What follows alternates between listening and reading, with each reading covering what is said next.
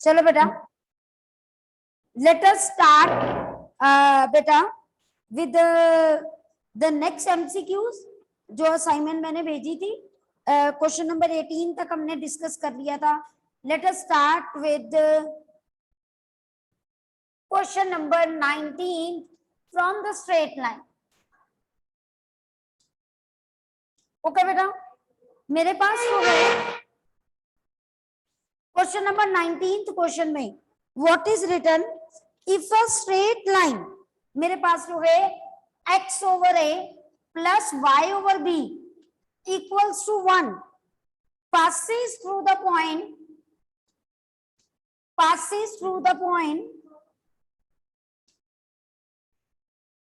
points are 2, -3 and मेरे पास जो है next point 4, -5, then find the value of A B. अब बेटा क्या करेंगे, हमारे पास जो है व्हाट इज रिटन हियर, ये लाइन जो है इन दोनों पॉइंट से पास कर रही है। अगर इन दोनों, बिल्कुल, क्योंकि पॉइंट हमेशा इक्वेशन को क्या करता है, सेटिस्फाई करता है। तो दैट मीन्स कि 2/a plus -3 by b equals to 1। ऐसे ही 4/a minus 5/b equals to 1। LCM लेके ये सारी इक्वेशन 2 में बन जाए, में सॉल्व करो, you will get your answer. ठीक है जी। नेक्स्ट बेटा, हम कैलकुलेशंस नहीं करेंगे ताकि मैक्सिमम क्वेश्चन डिस्कस कर सके। ओके, मैं डिस्कशन करूंगी सबकी, कैलकुलेशंस मैं पूरी नहीं करूंगी। नाउ कम टू नेक्स्ट बेटा, question number 20th। The distance between the two lines, मेरे पास जो है दो लाइन्स दी हुई है, y is equal to m1 mx plus c1 and y is equal to mx plus c2। ये तो हमने किया हुआ सीधा फॉर्मूला ही है दो लाइंस के बीच में, जो बिल्कुल जी, अगर लाइन पैरेलल है, क्लियर कट है, स्लोप सेम है ना, और दो लाइन पैरेलल हो तो दोनों के बीच में परपेंडिकुलर डिस्टेंस क्या होता है, c2 minus c1 mod over under root 1 plus m square. सीधा आंसर। एंड ओके जी, clear. Now come to next बेटा, मेरे पास जो है question number 21। I am rubbing this now बेटा। The question number of 21 is, हाँ जी, image of a point alpha beta along y axis. ये तो ऑलरेडी हमने किया हुआ था। अगर y एक्सिस है तो x चेंज होना है, अगर x एक्सिस है तो y चेंज होना है। तो क्लियर कट है, जितना ऊपर होता है उतना ही नीचे जाएगा हमारे पास। ठीक है बेटा जी। ओके, मींस यहाँ लेफ्ट राइट की बात होगी क्योंकि y एक्सिस में लेना है। फर्स्ट क्वाड्रेंट में है तो अपने आप वो जो है सेकंड क्वाड्रेंट में आंसर। ये भी क्वेश्चन आ सकता है, image of this point along y axis lies in which quadrant, that is second quadrant। Okay जी, आंसर आएगा माइनस अल्फा बीटा। ओके जी। नाउ कम टू नेक्स्ट बेटा, मेरे पास जो है क्वेश्चन नंबर 22। मेरे पास जो है क्वेश्चन नंबर 22 में क्या दिया हुआ है, द वर्टिसेस ऑफ ट्रायंगल। मेरे पास जो है 22 द वर्टिसेस ऑफ ट्रायंगल, और वर्टिसेस दिए हुए हैं 3, 0। मेरे पास जो है नेक्स्ट 4, 0, 4, नेक्स्ट 0, 0, और उसने कहा है ऑर्थो सेंटर जो है हमारे पास जो है इसका क्या होता है। क्लियर कट है, ऑर्थो सेंटर वो पॉइंट होता है जहां पर बेटा सारे ऑल्टीट्यूड जो है वो मीट करते हैं। ओके, ऑर्थो सेंटर, मान लीजिए ये ट्रायंगल है, ये इसका ऑल्टीट्यूड इधर से, ये ऑल्टीट्यूड, ये, इसे हम क्या कहते हैं, ऑर्थो सेंटर। मीडियन और ऑल्टीट्यूड में डिफरेंस होता है।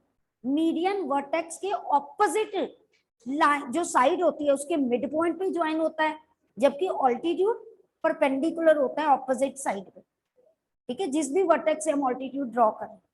ठीक है बेटा। तो हमें उसने कहा है कि ऑर्थो सेंटर जो है वो कैलकुलेट करना है। अब बेटा अगर मैं इस ट्रायंगल को देखूं, इफ आई ड्रॉ इट, तो लेट अस, मेरे पास तो है इधर से 3, इधर से 4, ये क्लियर कट क्योंकि ओरिजिन भी है, तो ये तो राइट एंगल ट्रायंगल होगी ना। तो राइट एंगल ट्रायंगल में जो मेरे पास तो है, तो दैट मींस जो ऑर्थो सेंटर होगा ना, जहां पर मेरे पास जो है अदर टू साइड्स मीट करती है, तो ये ही पॉइंट होगा मेरे पास। हाँ जी, क्योंकि अगर आप सर्कल ड्रॉ करते हो मेरे पास ऐसे,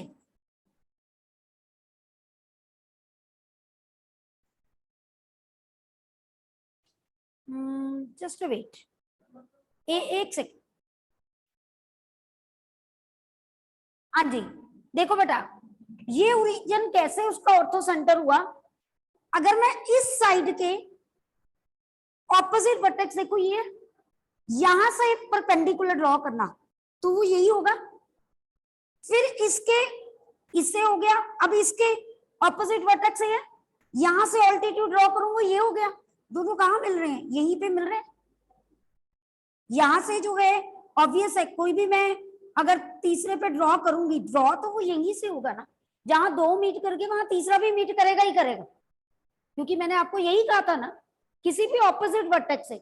यहाँ ट्रायंगल मैंने सिंपल बनाई थी, यहाँ अगर राइट एंगल ट्रायंगल है तो मैं इस साइड पे परपेंडिकुलर ये ड्रॉ किया ना, यहाँ पर आया, फिर यहां से इस पे ये हो गया, तो मीट तो यहीं पे कर रहा है ओरिजिन पे।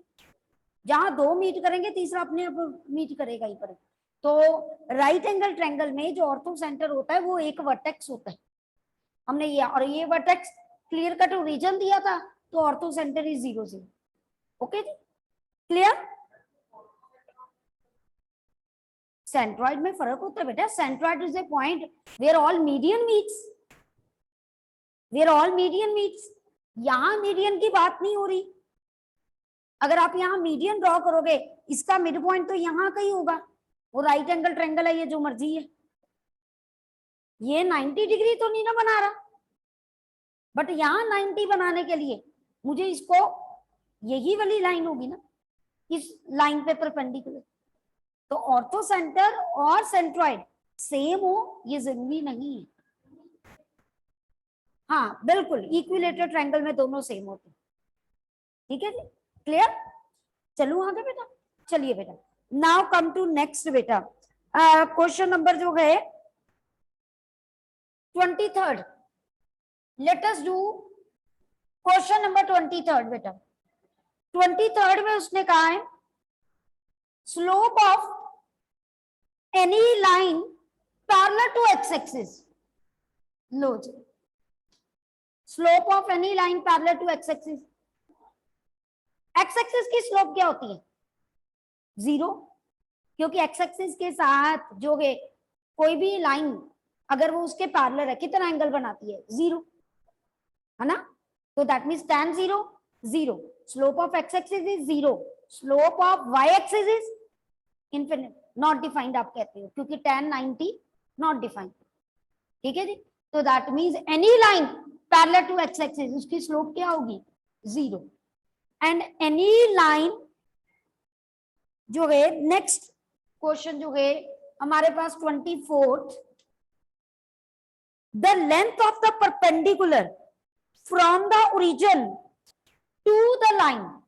अब उसने कहा एक मुझे लेंथ निकालनी है परपेंडिकुलर की from origin to a line.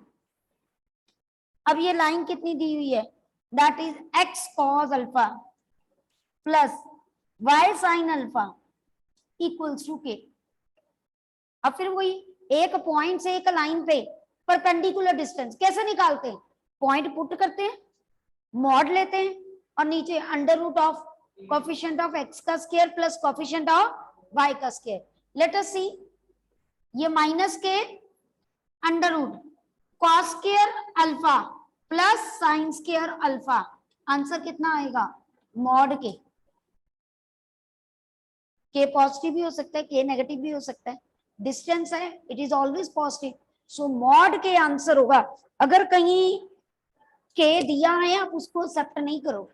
हमारे पास ऐसे क्वेश्चन में नॉर्मली दो आंसर्स दिए जाते हैं, के और मॉड के, तो आपने मॉड के वाले को आंसर को करेक्ट करना है। रीजन मैं आपको बता रही हूं, अगर कोई न्यूमेरिकल वैल्यू होती ना, मान लो 2 -2, तुम्हें पता उसका आंसर, तुमने 2 सीधा ही लिख दी, बट के मुझे पता ही नहीं है ना के की वैल्यू पॉजिटिव है कि नेगेटिव है, I am not aware of that, तो दैट्स व्हाई आंसर में हमेशा इसको क्या लिखना है, मॉड के ही लिखो।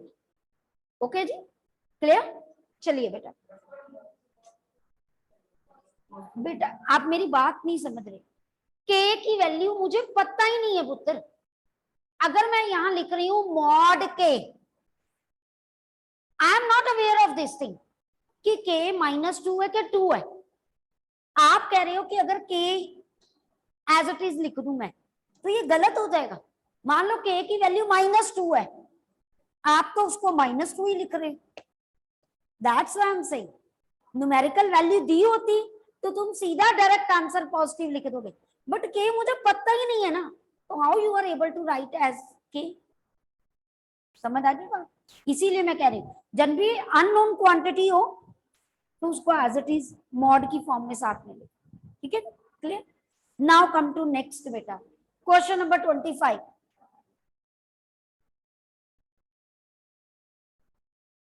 हाँ जी, क्वेश्चन नंबर 25 में दिया हुआ है, equation of a line joining the 2 points A0 0 B, आंखें बंद करके क्लियर कट है, कोई जरूरत नहीं 2 पॉइंट फॉर्म की।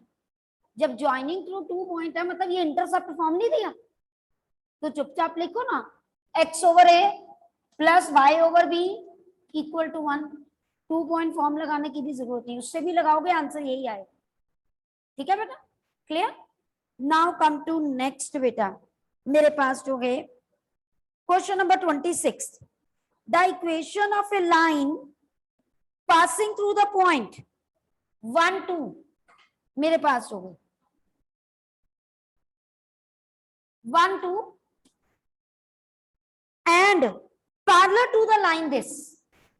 चलो एक लाइन की इक्वेशन लिखो जो इस पॉइंट से पास करती है और इसके पैरेलल है। अगर इसके पैरेलल है दैट मींस स्लोप क्या है? सेम। Very good. तो इसकी स्लोप कितनी है?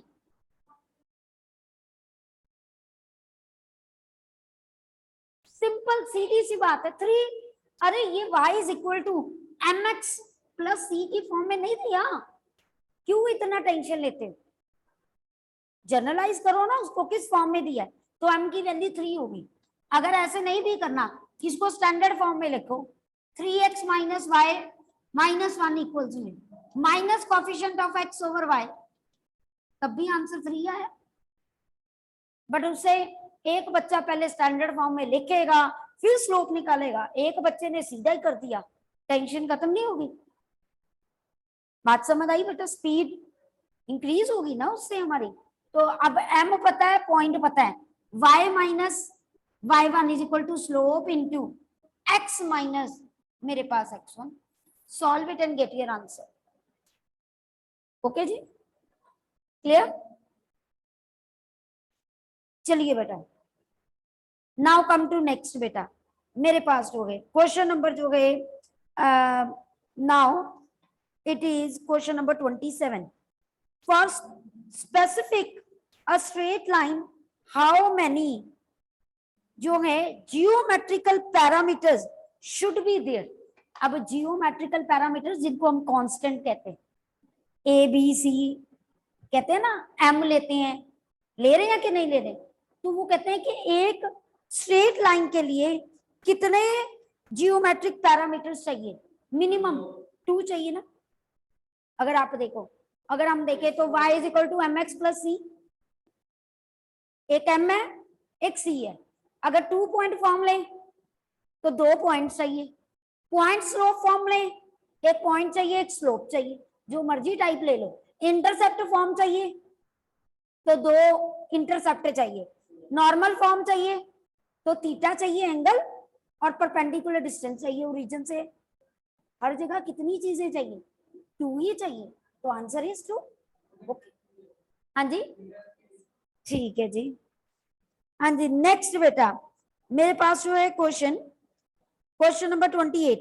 The coordinates of the foot of perpendicular from the point जो है टू द लाइन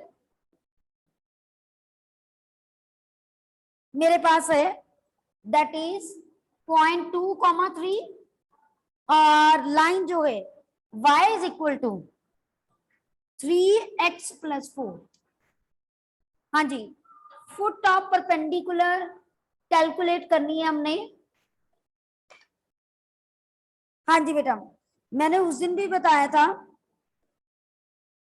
कि मेरे पास जो है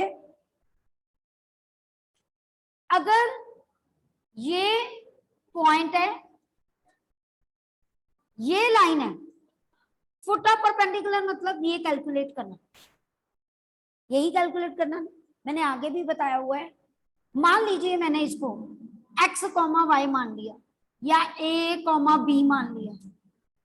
अब अगर ये फुट ऑफ परपेंडिकुलर है, इसकी स्लोप और इसकी स्लोप का प्रोडक्ट -1 के इक्वल, पहली इक्वेशन मेरे पास जो है b - 3 बाय a - 2 इंटू 3 -1 के इक्वल, तो मेरे पास 3b - 9 is equal to -a + 2। Okay, आप a की वैल्यू निकाल लो यहां से। a आएगा मेरे पास -3b और +11। अब ये ए बी इस इक्वेशन को भी सेटिस्फाई करेगा ना? देखो ये पॉइंट इस लाइन पे भी तो है ना, सेटिस्फाई करो।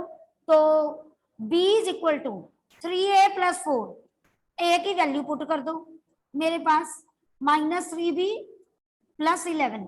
सॉल्व इट, b आ गया, b यहां पुट करो, a आ जाएगा। ओके जी, क्लियर टू एवरीवन?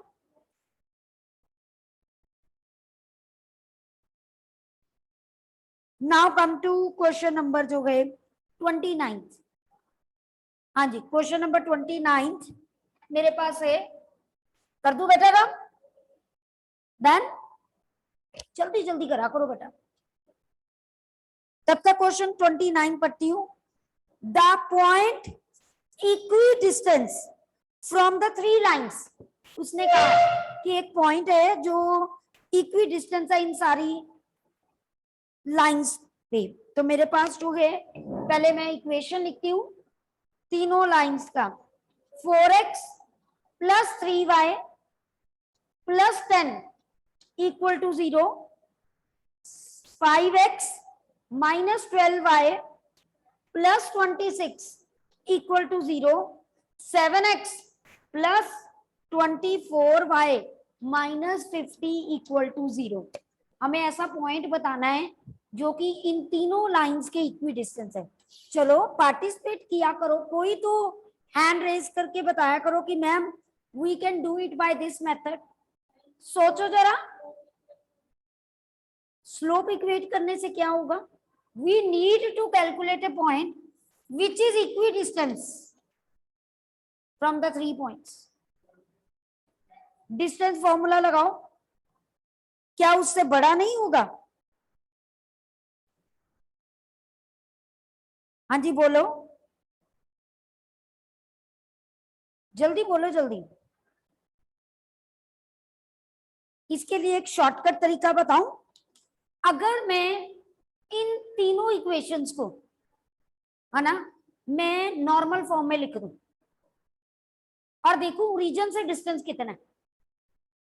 अगर वो कह रहा है कि एक ऐसा पॉइंट निकालो जो इक्वी डिस्टेंस है, तो अगर डिस्टेंस मेरा सेम सेम सेम आ जाए कि मैं देखूं कि ओरिजिन से डिस्टेंस सेम सेम आ गया, तो दैट मीन मेरा पॉइंट क्या हो जाएगा? ओरिजिन हो जाएगा।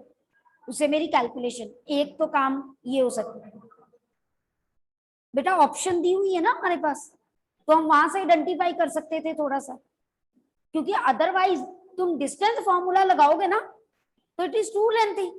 आप एक पॉइंट का इसको इससे इक्वेट करोगे, स्केयरिंग करोगे, है ना, फिर इसको इससे करोगे, स्केयरिंग करके एक इक्वेशन सॉल्व करोगे, या स्केयरिंग नहीं भी करते, एक तरफ मॉड हटाओगे दूसरी तरफ प्लस माइनस लगाओगे ना, जो हमने क्वेश्चन किया था, फिर इसको इससे इक्वेट करोगे। It is too lengthy to solve it.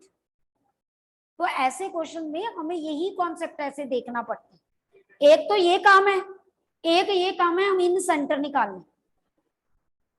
In centre, in centre क्या होता है हमारे पास, एक होता है सरकम सेंटर और एक होता है इन सेंटर। जो सरकम सेंटर होता है ना,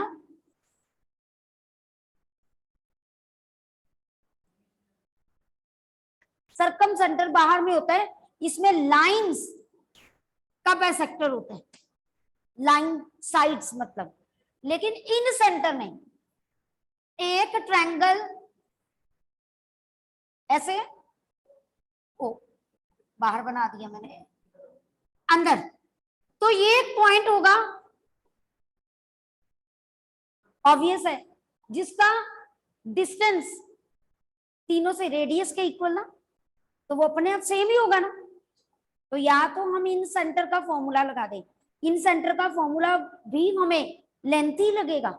उसका फॉर्मूला पता कैसे होता है, यहां पर x इंटू ऑपोजिट साइड होती है, x1 into opposite side plus y1 into opposite side. मैं एक बार वो कंफर्म करके बताऊंगी, मुझे एग्जैक्टली याद नहीं, ठीक है। इन सेंटर का एक फॉर्मूला होता है, आई विल टेल यू, कि उसका शॉर्टकट सीधा ही निकल जाता है, आप वो भी। बट मैं इन सेंटर क्यों नहीं यहां बताना चाहती, क्योंकि वहां पर लेंथ ऑफ साइड यूज होती है, यानी अल्टीमेटली आपको दो पॉइंट के बीच में डिस्टेंस, दो पॉइंट के बीच में डिस्टेंस, दो पॉइंट के बीच में डिस्टेंस, डिस्टेंस तो निकालना पड़ेगा ना।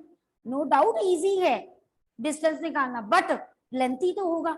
तो उससे बेटर क्या है, हम नॉर्मल फॉर्म में कन्वर्ट करते, ठीक है। Let us convert in normal form, बहुत इजीली हो जाएगा हमारे पास नॉर्मल फॉर्म में। मैंने आपको बता दिए दोनों मेथड, आप इन सेंटर से भी निकाल सकते हो और उससे भी। इन सेंटर का formula I will tell you in the next. Kavya,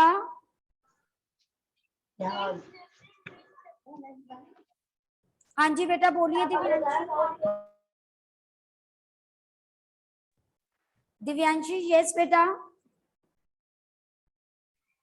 Ma'am, formula of in center is a into x1 plus b into x2 plus c into x3 by a plus b by 3 and a into 1 by 1. बिल्कुल यही होता है actually.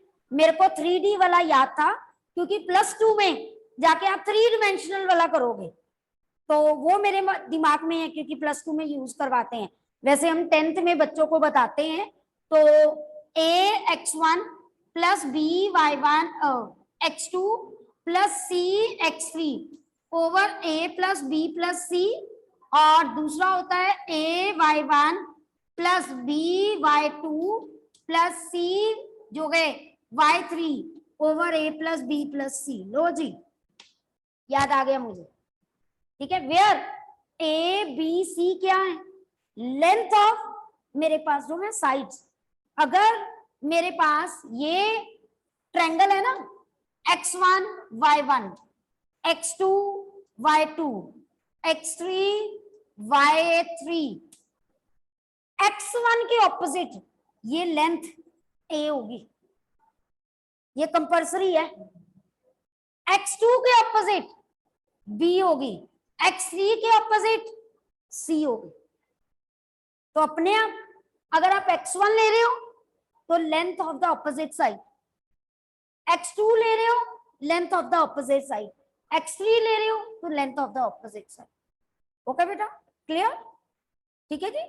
तो आप इससे भी calculate कर सकते हो आपके पास, बट इसके लिए क्या करना पड़ेगा, दो इक्वेशंस को सॉल्व करके पहले x1 y1 x2 y2 x3 y3 निकालना पड़ेगा कि नहीं।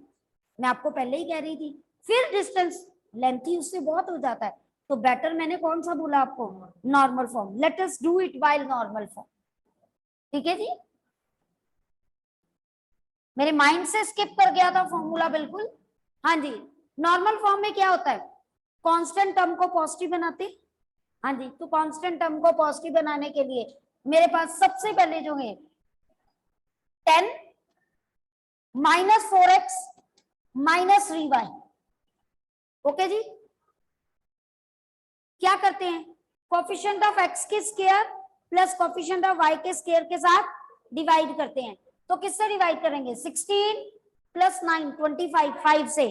जब मैंने 5 से डिवाइड किया, इधर कितना आ गया, अगली भी इक्वेशन ऐसे ही कीजिए। मेरे पास हो गए 26 -5x + 12y डिवाइड करें, हाँ जी, 25 + 144 कितना हो गया, 169। 13 से डिवाइड किया, कितना आ गया, 2। नेक्स्ट मेरे पास जो है, अगर देखो तो कांस्टेंट टर्म सीधा ही उधर चल जाएगी, हाँ जी, 25 से डिवाइड कर दो, सबका ओरिजिन से डिस्टेंस क्या है, सेम है ना, 2 है।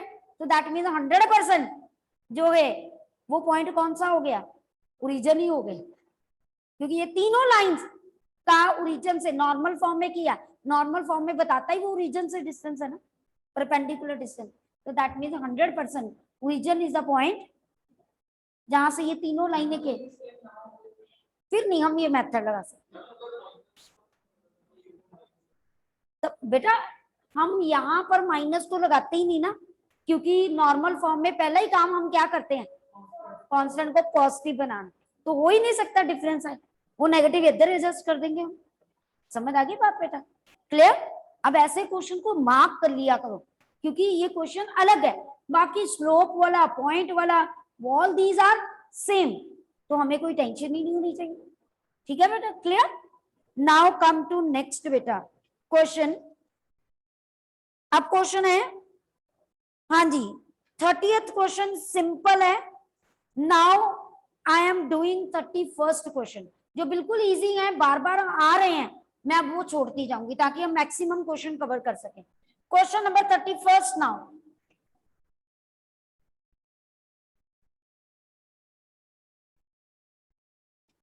हाँ जी, 31st क्वेश्चन में, if A B C are all distinct then the equation b minus c into x, c minus a into y, a minus b equal to 0 and a cube minus c cube plus c cube minus a cube plus a cube minus b cube are the same lines if बेटा।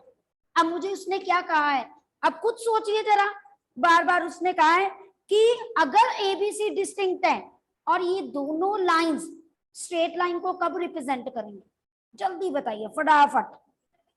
क्या condition हो सकती है हमारे पास कि अगर ये दोनों लाइंस जो है सेम लाइन को कब रिप्रेजेंट करेंगे, क्या सेम होना चाहिए इनका, कोफिशिएंट सेम नहीं होने चाहिए। एक दो इक्वेशंस हैं, दोनों स्ट्रेट लाइन को रिप्रेजेंट कर रही हैं, तो कब होगा, जब ये इनकी वैल्यूज जो है प्रोपोर्शनल हो ना, सेम हो या प्रोपोर्शनल हो। ऐसे भी तो होता है ना, जैसे ये देखो 2x + 3y + 5 = 0, जिस लाइन को ये रिप्रेजेंट कर रहा है ना, ये लाइन भी उसी को रिप्रेजेंट करती है। इनफाइनाइट मैनी लाइंस होती हैं जो सेम ही लाइन को, इक्वेशंस होती हैं जो सेम लाइन को रिप्रेजेंट करती है, प्रोपोर्शनल है। देखो 1/2 1/2 1/2 है कि नहीं है, तो सेम कॉन्सेप्ट हम यहां पर लगाएंगे। That means b minus c, c minus a, a minus b, ये आपस में क्या होने चाहिए, प्रोपोर्शनल होने चाहिए। अब बेटा देखिए यहां से मैं क्या करूंगी, मैं जैसे मर्जी बेटा इसको अब सॉल्व करना है, इसके लिए आपको 9th क्लास का अलजेब्रा कई बच्चों को आता है, वो उससे सॉल्व कर लेते हैं। कई बच्चा जो है बेटा डायरेक्टली आंसर जो है इनके याद रखते हैं। तब हमने ये चीजें कराई हुई थी कि अगर 9th क्लास में अगर ऐसी रेशियो सिमेट्रिकल फॉर्म में सेम होना तो इसकी 100% कंडीशन पता क्या होती है, a plus B plus C equal to 0। अगर 9th में आपको याद हो, 9th वाला कॉन्सेप्ट याद हो, हम 9th में एक वो भी फॉर्मूला करते थे ना, जैसे यस वहां पर 3ab वाला करते थे। एक तो तरीका ये है, आप इन दोनों को क्रॉस मल्टीप्लाई करो। क्रॉस मल्टीप्लाई करने के लिए आप एक चीज चेक कर लेना, यहां पर भी b होना चाहिए। देखो बेटा जरा, लेट अस सी, b होना चाहिए। ये देखो a माइनस बी ऊपर है, यहाँ a cube minus B cube का फॉर्मूला लगाओ, ये कट जाएगा। c माइनस ए है, c cube minus A cube का फॉर्मूला लगाओ, कट जाएगा। इन दोनों को क्रॉस मल्टीप्लाई करो, एक इक्वेशन बनेगी। सेम कटिंग करके इनको क्रॉस मल्टीप्लाई करो, तो सारा सॉल्व करने पे आपके पास यही बचेगा। वैसे मैं बता दूं, हमने 9th में ये डायरेक्ट रिजल्ट एमसीक्यू टाइप में बच्चों को रिकॉल करवाते हैं कि अगर ऐसे cyclic order, but it cyclic order का मतलब बी के बाद सी, सी के बाद ए के बाद बी। अगर साइक्लिक ऑर्डर नहीं है तो नहीं लगा सकते। तो ऐसे में सीधा रिजल्ट इसका होता है a प्लस बी प्लस सी, क्योंकि एक बच्चा जो सॉल्विंग करने में टाइम वेस्ट करेगा तो बेटा एमसीक्यू को टाइम ज्यादा ही लगेगा। तो बेटर यू लर्न इट कि अगर ऐसी रेशियो सेम होती है तो a plus B plus C 0। Okay जी, clear. Now come to next बेटा, मेरे पास हो गए the distance between two lines, आप लोगों को आता है। Now the angle between two lines, पता है ना formula, tan theta is equal to mod of m1 minus m2 over 1 plus m1 m2। Now come to next बेटा, question number 34। 2 points lie on a line, then another point on the line is। अब ये देखिए जरा question, how to do this question. मेरे पास उन्होंने कहा है कि 2 पॉइंट्स जो हैं that is given to you, a0 0b, और कौन सा ऐसा पॉइंट है जो इस पे लाई कर रहा है।